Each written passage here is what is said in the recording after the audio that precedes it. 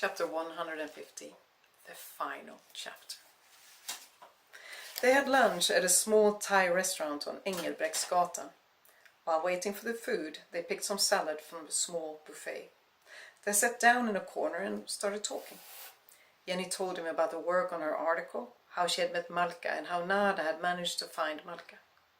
When the food arrived, Jenny asked Peter how long he had been in Israel and Palestine, and he recounted his months there with a lot of emotion. Halfway through the meal, Jenny started thinking about how easy it was to be with him again. Interesting, exciting, inspiring. It didn't matter that it was a year since they had last met. It didn't even matter that it was 6 years since they had met for the first time. Every time they met, it was as if they had met yesterday, as if nothing changed between them, even though everything changed around them. She leaned forward and stroked with the fingertips over the scar that cut through his left eyebrow. He stopped in the middle of a bite of his spicy dish. How did you get this? Was it in Israel? Was it when you took the photo with the pink shoe? He shook his head, swallowed a bite of food and wiped his mouth. No, this was completely undramatic. I experienced some horrors up close in Israel and Palestine, but nothing happened to me there. When I traveled back through Eastern Europe, I was robbed.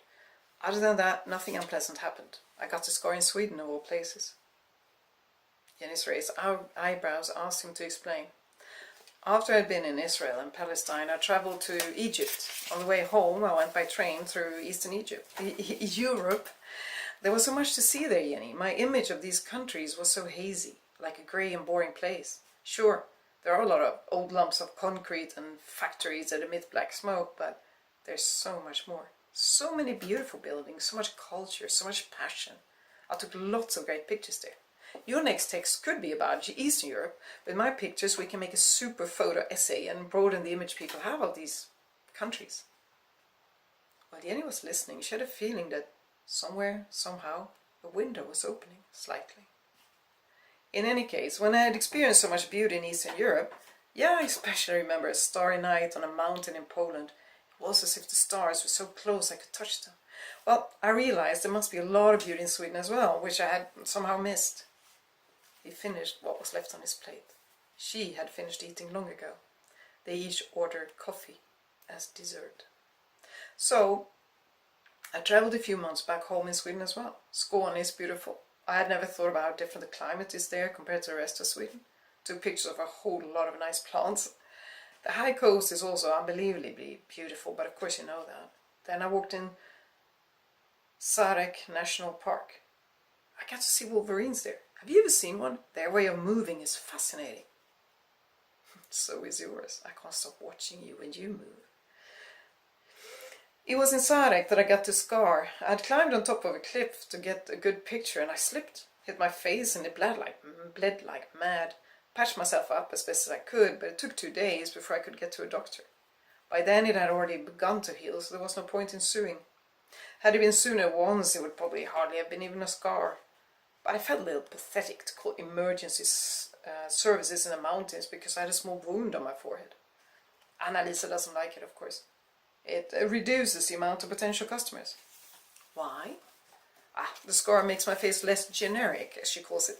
Some like it, but there are more who want some kind of neutral look, and then the scar is in the way. I like it. It gives your face character. Peter smiled, but his eyes were serious, as if there was something on his mind. I've been through a lot, and I've realized some things. He put his hand on Jenny's. It made her glance at his watch. Oh, it's already 1:30. We only have an hour and a half left. Come on, we need to go. She got up quickly and went to the exit to pay on the way out. He shook his head, still got up, determined to catch up before she paid for both of them. It was 2:50 when they knocked on Inga P's door. They showed her the selected pictures and the newly taken picture of Nada and Malka. Inga P nodded approvingly and held out her hand. Congratulations. You've done a brilliant job and you have met your first real deadline. Jenny shook Inga P's hand. When they left, Jenny felt empty. She could hardly understand that she was really done. She had worked so hard for so long, and then today her work had had a fantastic boost. She took Peter's hand, but for the first time this day she didn't take the lead, she followed him. They walked into the park in the still warm afternoon. Are you going somewhere, Peter? I've borrowed that apartment in Vasastan again. I thought we could... No, she shook her head. I don't mean right now. I mean in the next few days. Are you on your way somewhere, or will you stay in Gothenburg for a while? He stopped and looked at her. With a seriousness that was so unlike him, or at least it had been unlike him before, he replied, that depends on you. Jenny shrugged and slowly began to walk again. Well, in that case, maybe you can come to the wedding on Saturday. He stopped short. Wedding? He glanced at her left hand. I checked, damn it. You have no ring on your finger. We've talked all day. You haven't said anything about... He stopped, saw Jenny's genuinely surprised expression and fell silent. I mean, what fucking wedding?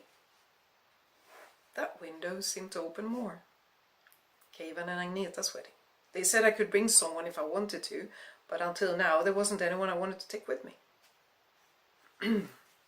He cleared his throat and pulled his hand through his hair. Jenny continued, if it had been my wedding, I wouldn't have thought of inviting you. She started walking again. Peter followed with lingering, almost hesitant steps. Why not? Oh, Peter, come on. She turned to him. Didn't you listen to what I sang to you? I meant every word. Or as Thomas Ledin sings, a part of my heart will always beat for you. That would not be fair to my future husband, would it? She turned and started walking again, but Peter stayed put.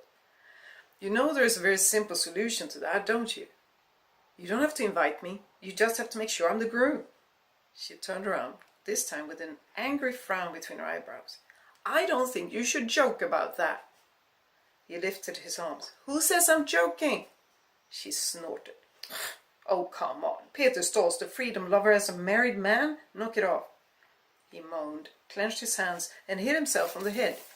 Okay, Jenny, we need to talk. He grabbed her elbow and led her to the left towards the park again.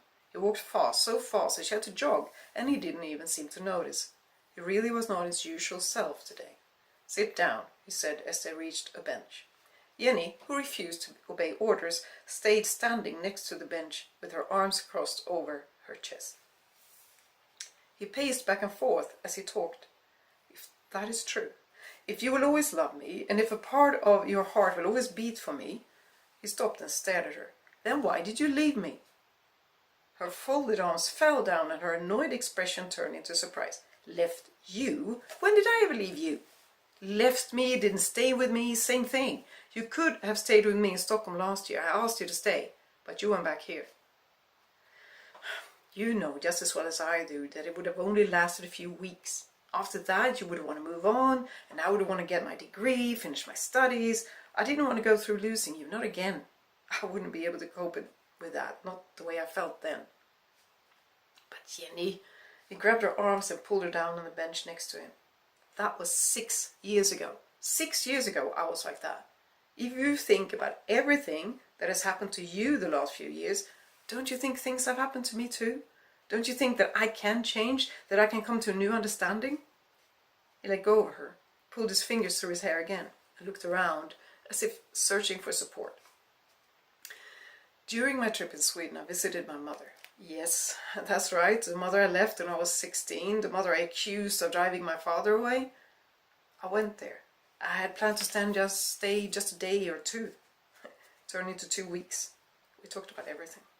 She said one thing that made me finally understand. What is behind us and what is in front of us is nothing compared to what is inside us. Then I finally understood why I was always so different with you. I've been chasing experiences. I've wanted to have as many exciting trips and encounters as possible, and I've kept chasing new ones.